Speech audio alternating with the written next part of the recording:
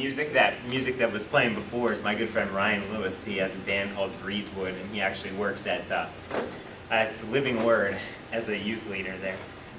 Okay, so Hebrews 5:12 through 14. For even though by this time you ought to be teaching others, you actually need someone to teach you over again the very first principles of God's Word. You have to come and you need milk, not solid food. For everyone who continues to feed on milk is obviously inexperienced and unskilled in the doctrine of righteousness, for he is a mere infant. An End Time Seminars was formed because we want to get into the meat. It seems though many churches are feeding their congregation milk, and we wanted to get deeper into God's Word and how it applies to our world today. Tonight we have with us someone who regularly gets into the meat and can share it with us. Sherry Vance is a convert to Judaism and travels on a yearly basis to the Holy Land. She believes that Jesus is the Messiah, making her a Messianic Jew. Having been taught in the synagogue, her knowledge of the feast days and prophecies from a distinctly Jewish standpoint give her an advantage when interpreting what is unfolding in the news. She's often volunteered on the Israeli army base, helping to run the kosher kitchen, and has made many good friends in Jerusalem. She's also been involved with the Friends of Israel, El Sorel, and has made many good friends in Jerusalem with many well-known prophecy teachers such as David Dolan and Elwood McQuaid. Her experience includes teaching high school business courses such as bookkeeping. She's served as a librarian and financial secretary to some of the Christian schools in the area. And more recently, she has become a respected part of the international conversation on the unfolding of prophetic events and has authored many articles on the end times. Please welcome me, Sherry Vance. I became interested in Israel back in 1998, and it changed my entire perspective on Christianity, Judaism, Israel, and it actually brought me closer to Jesus Christ as the Messiah. And then my world opened up. And I travel once, sometimes twice a year over to Israel. And when you're over there, you have a whole totally different perspective on what's going on in the world than you do here. You just simply do not hear in our country the viewpoints and the problems and everything that's going on over there that really does affect us, even though we don't know about it, it's still affecting us. To open up, I watched the seminars that Mindy has had presented already, and I know she touched on a prophecy about Syria, Damascus in particular. And actually I've been studying about Psalm 83, which is the people of Edom will no longer be a people, and the oracle against Damascus will become a heap of ruins, never to be inhabited again. And Ezekiel 38 to 39, which will be the war that comes just before the tribulation begins, the 7-year tribulation. Now, I'm not studying this from a Christian point of view.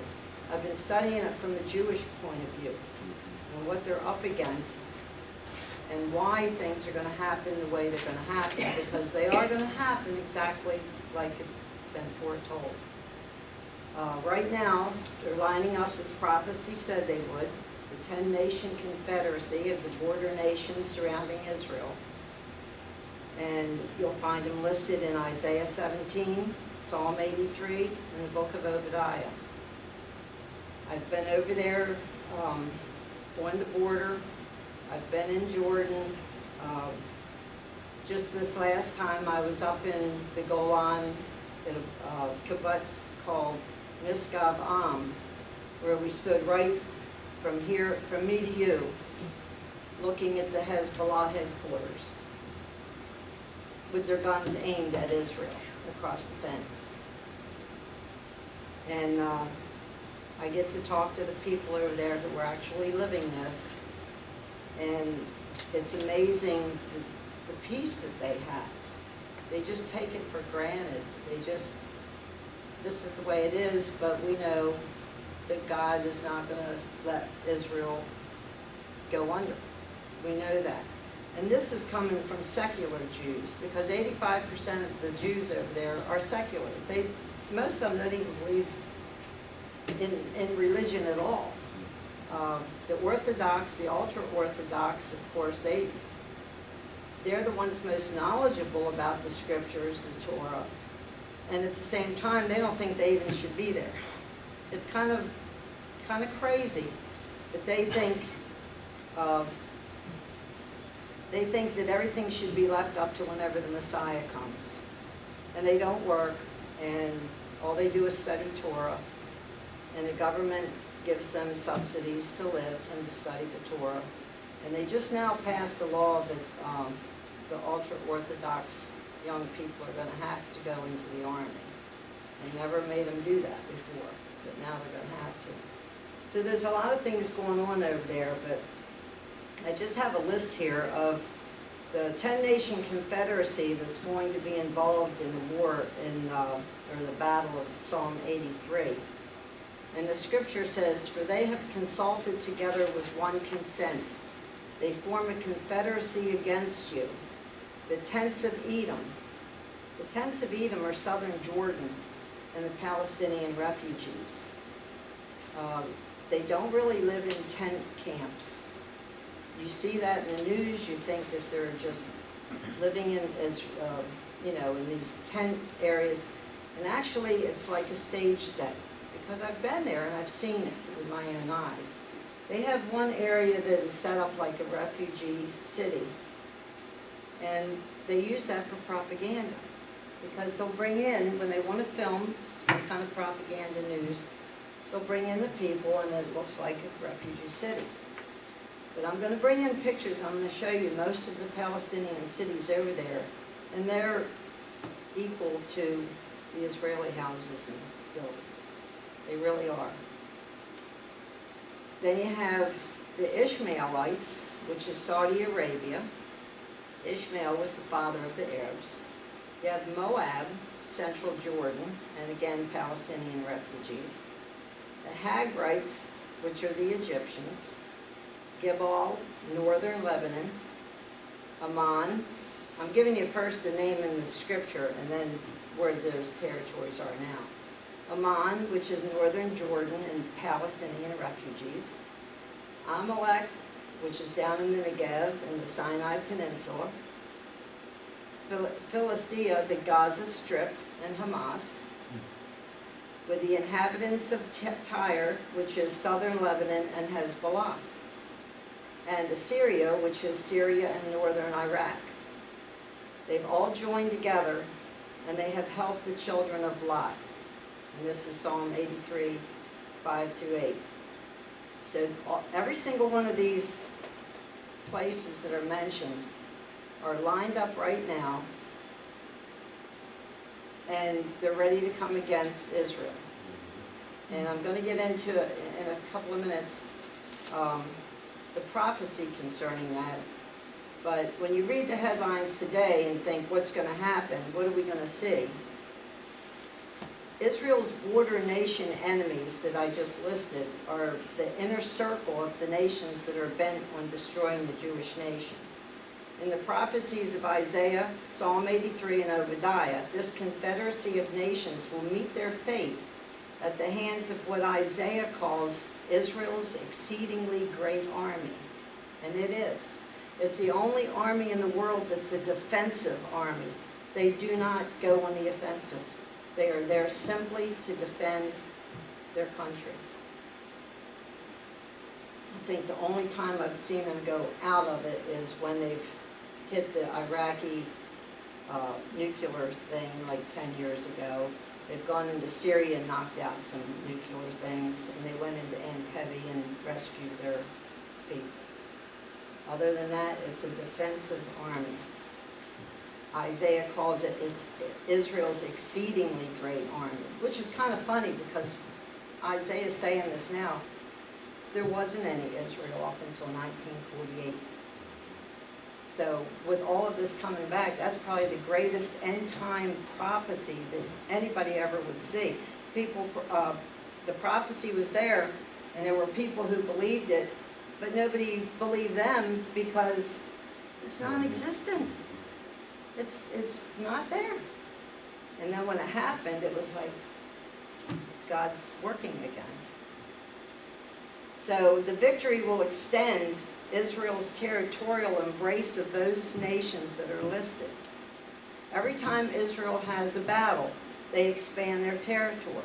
This is the big problem over there now, where the administration wants them to withdraw to the 67 lines, the green line they call it. Well, if they expect Israel to do that, every other nation that's been in a war, including us, we don't give back the land.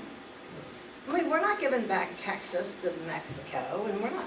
It's crazy. It's so crazy that it's not even reasonable to consider it, and yet this is what the world is pushing for. So when Israel takes care of these nations and they expand their territory, it's going to be a domino effect. Because what's going to happen is when the people of Edom, which are the Palestinians, and right now they're scattered in their settlements all over Israel, when they're reduced to nothing, and when Damascus is wiped out, the entire world is going to come against Israel. They already are, but this is going to really, really bring them against. But what's going to happen when that happens is Israel's going to be, in their expansion, they're going to gain the spoils of war. They're going to gain these resources that they didn't have before. God has this all planned out because that has to happen. First of all, where is Israel going to flee? Where are the Jews, the remnant, going to flee when the Antichrist commits the abomination? They're going to go to Petra. Petra's in Jordan. You can't get across the Jordanian border right now. I mean, they've relaxed it. Jewish citizens can go over there now, but it's hard. I was almost left behind when I went over because I didn't have a certain paper that they said I should have. So I thought I was going to be stuck there for a while, but I made it out. But it's very difficult to cross the borders over there, especially if you're Jewish. But prophecy says the Jews, the remnant, when they see the abomination take place, they're going to flee to Jordan. That means Israel has to have control of Jordan. When this happens, they will have control of Jordan.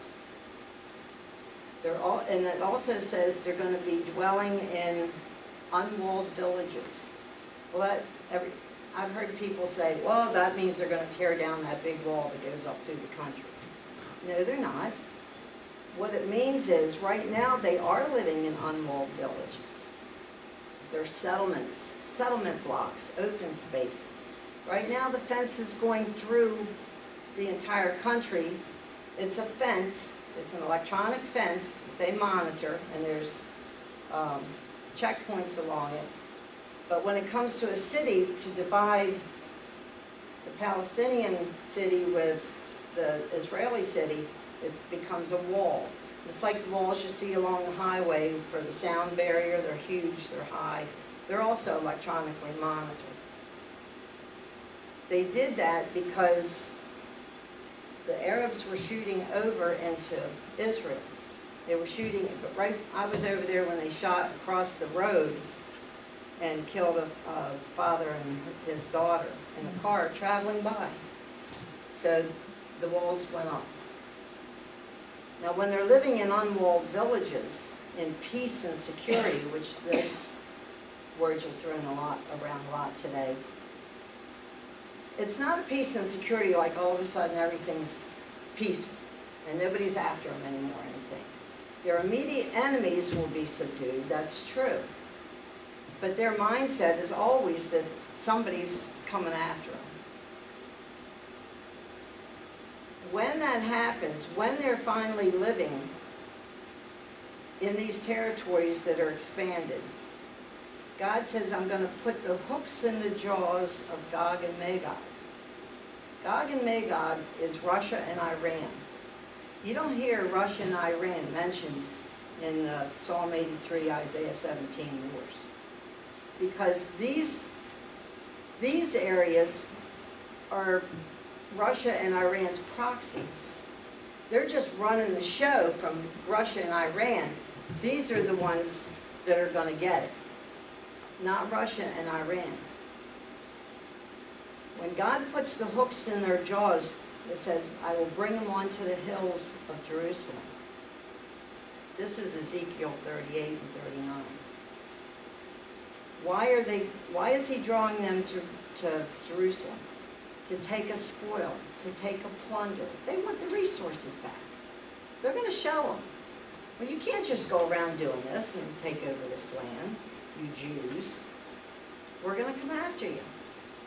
And it's at that point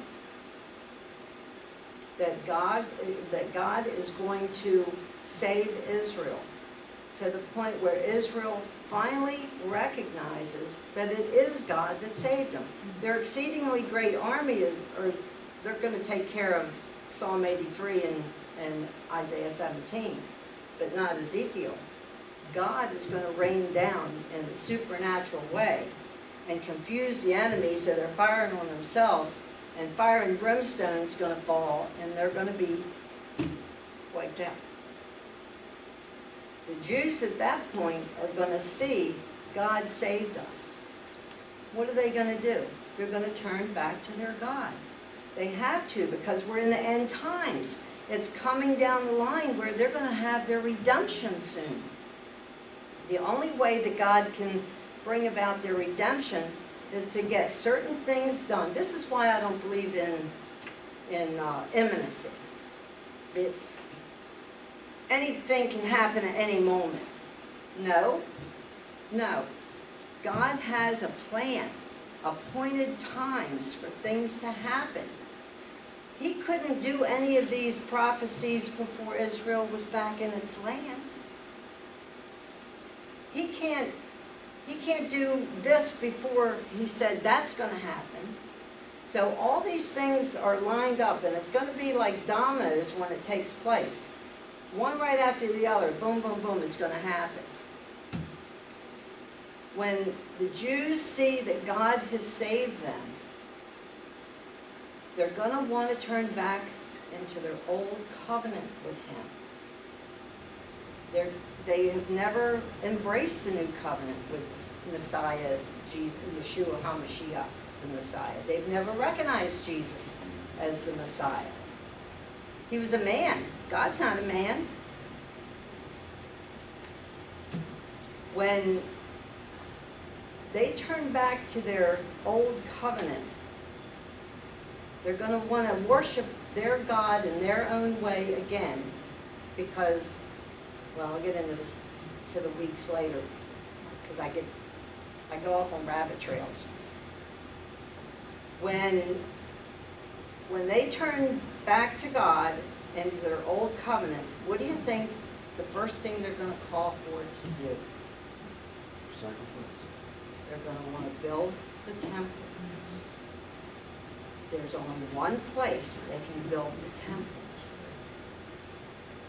There's a verse in, I don't remember references very well, but there's a verse that says, you will build the temple beside the profane place. The profane place is the dome of the prophets. Okay, and now in the news, you read, well, they found out that the Holy of Holies on the Temple Mount wasn't really there where the Dome of the Rock is. It's really over here. It's north of that. Or it's down here. The Golden Gate is actually, the Eastern Gate's down here, because it was. They have all these theories about where to build it. When the Jews see that God has saved them, and they turn back to him and want to start up their old covenant along with sacrifices, there's going to be a person come along who's alive now, and I'm not going to get into saying who I think it is, but you can just all guess that yourself. They're going to come in and they're going to say, we're going to let you build your temple. We're going to have a peace treaty, and we're going to have peace in the Middle East, and the whole world's going to be working together and in peace and everything, and the Jews can build their temple. This is going to be the Antichrist. but he's not revealed at that time. He's not going to be revealed until halfway through the 70th week, which still is future. It's called confirming the covenant, as in Daniel 9:27. The Antichrist will come in, unknown yet, but a leader, obviously, a political person. They're going to come in and they're going to confirm the covenant. It's going to go along with the peace treaty. By the way, I'm getting into this, and this isn't nothing like I had written down I was going to say. He's going to come in, he's going to confirm the covenant. He's going to allow them, or see to it that they're allowed to build their temple. I can tell you right now that everything is ready for that temple now. I've seen the implements. I've been in the Temple Institute over there. Every time I go over, I go see what they've done recently. They've got the 6-foot solid gold menorah. A Jew from Russia donated $13 million that they cast it out of. They've got every single implement that was in the temple replicated according to the biblical way to build it. They've got the priestly garments. They've got 10,000 trumpets. They've got 10,000 harps. It's all stored. I've seen, I will have to bring in these pictures. I've seen the cornerstone rock that was, it wasn't hewn with hands, that on the back of a flatbed truck that they had draped with Israeli flags, because Gershom Solomon, who heads the Temple Mount Faithful group over there to keep the temple before the eyes of the world, in his words, brings it up every year during the Feast of Tabernacles. They won't let him go up on the Temple Mount, of course, but he goes to the Western Wall, and all the media is there, and he presents everything the way it's going to be. They've already even done sacrifices over on the Mount of Olives, getting ready for that. They have everything ready. They have a building over there that already has, I've seen it, already has the big long table and the chairs that look like thrones for the Sanhedrin. Now here's a prophecy that people never really took to heart, that was really significant, but I think the significance went past most people because they're Gentiles. In 2004, well, okay, let me back up. Before Jesus was crucified, the last thing he said to the Jewish leaders, who were the Sanhedrin, 70 priests, he said, "You shall not see me again until you shall say, Baruch atah Adonai Eloheinu melech haolam. Blessed is he who comes in the name of the Lord." Rabbi Kador. Oh, well, I'll get into Rabbi Kador. I was there for his funeral. Yeah. So, what was I saying? I lost my train of thought. So Jesus said to them, "You shall not see me again until you say, Blessed is he who comes in the name of the Lord." Okay, Jesus is crucified, the temple's destroyed, and they're dispersed into the world. And for all intents and purposes, they're gone. Now, they're not really gone, but their nation is. In 2004, the Sanhedrin was reconvened with 70 rabbis, chief rabbis in Israel. They are now, they won't allow them to go up on the Temple Mount as a group. They can only go up like 10 at a time to pray. And they have their building ready. They have their table and their throne chairs. They're ready to take over. Now, if the Sanhedrin has now reconvened, and it's going to be about 9 years now that they've been in business, how close do you think we are to Jesus coming back? They have to be, these things have to be in place, which is why I say it's not imminent. I mean, you can't just say anything can happen anytime. It can't. There's a plan. God has a plan, and he's brought the plan to us through prophecy.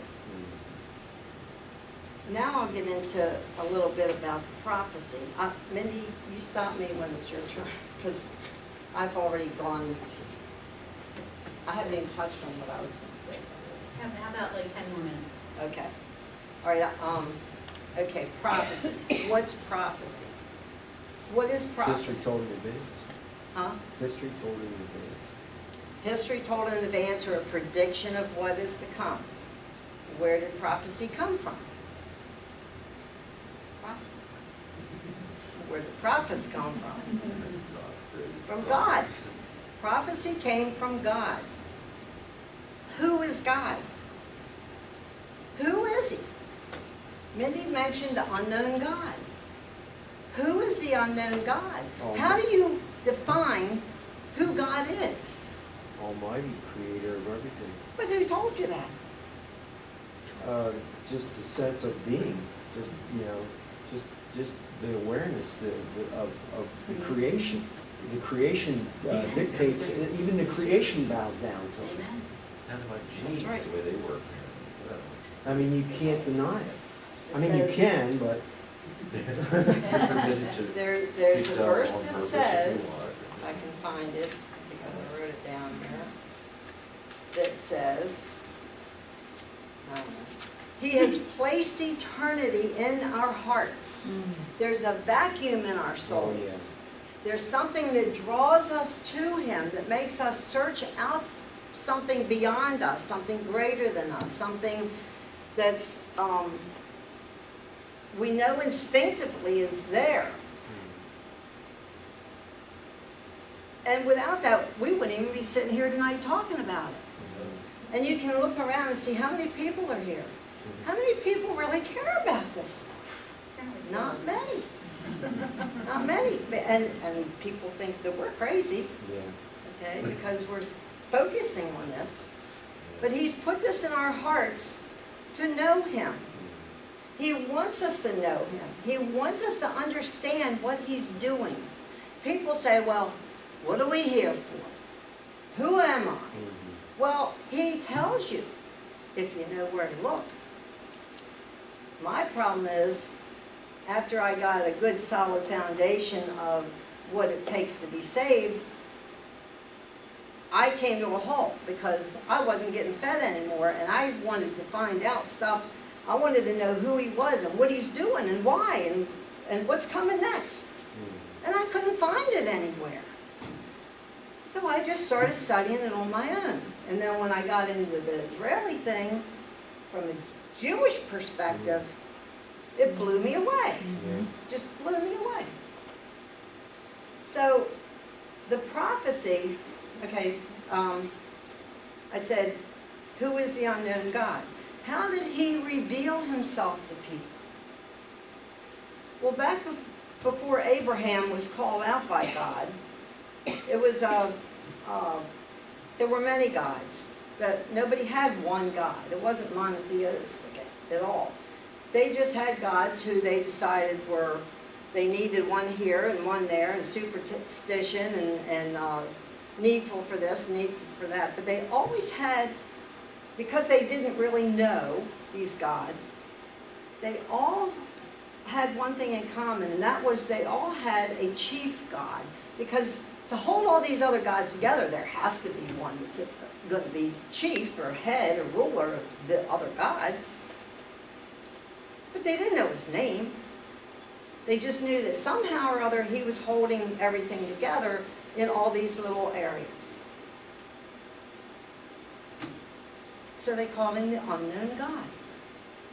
The unknown God was encountered when Abraham was called out. The unknown God was encountered when Moses went to the Israelites to lead them out of Egypt.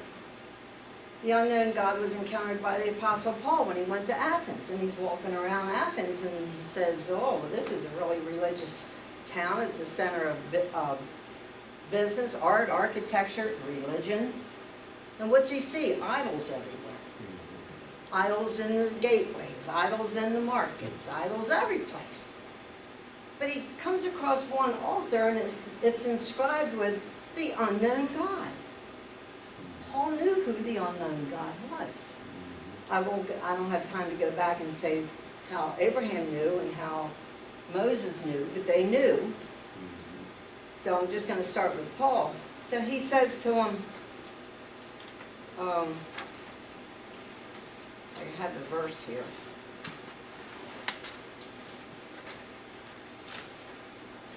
This is why I hate papers.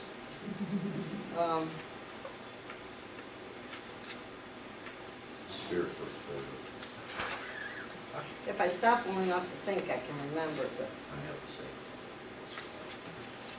well, anyway, he says, I see that you have this inscribed to an unknown God. You worship him in ignorance. Why? Because you don't even know who you're worshiping. But I do. I know who the unknown God is. And what he did is he took, and same as Abraham did, same as Moses did, same as Paul did, they took a God that was there, who was the God of Abraham, Isaac, and Jacob. And because he was known as the unknown God, Paul says, let me reveal him to you. So he starts contrasting and comparing this unknown God with the other gods. What is the one thing that the unknown God could do that none of the other ones could do and ever did do, that showed people he was the one true living God? He gave prophecy. He revealed himself in prophecy because he knew the end from the beginning. So he could tell them, give them a prophecy, which is a twofold. It's always is in the present, but it always speaks of a future. So if you know what happened in the past, you can know what's going to happen in the future. It was always a dual prophecy. That's why when we study things like Daniel and the 70 weeks of Daniel and all, what we see is what happened then is going to happen again. We can know it. I'm gonna stop now because I could talk all night.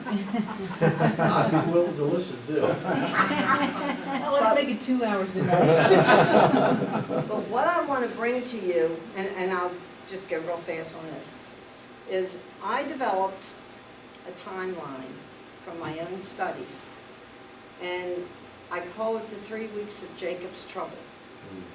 And I compare it to Jacob, who became Israel, because this is all from a Jewish standpoint. And I bring it down time-wise in real time, the comparisons between what he went through and happened to him with what we're going through and is happening to us. And you're going to be astounded when I bring this to you, because, and I know you will be, because when I was in Israel, we were at a dinner, and I had just been to Yad Vashem, and they had asked me, as they called me the non-Jew, because I'm a Gentile convert.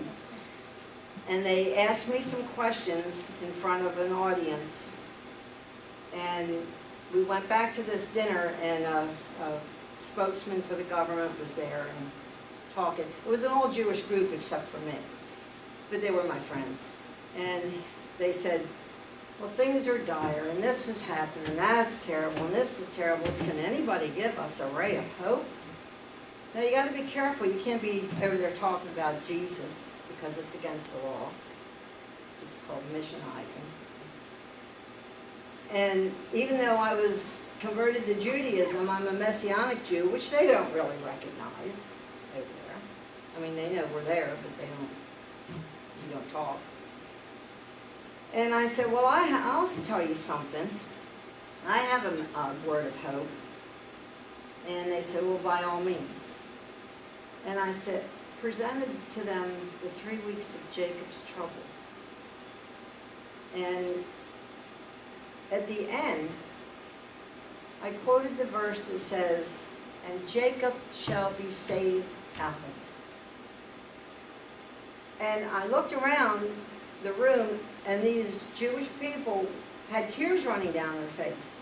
They had never heard it. They knew who Jacob was, but they had never heard it in the context of what Jacob went through with his brother Esau. And I mean, the parallels, the prophecies, they are like this.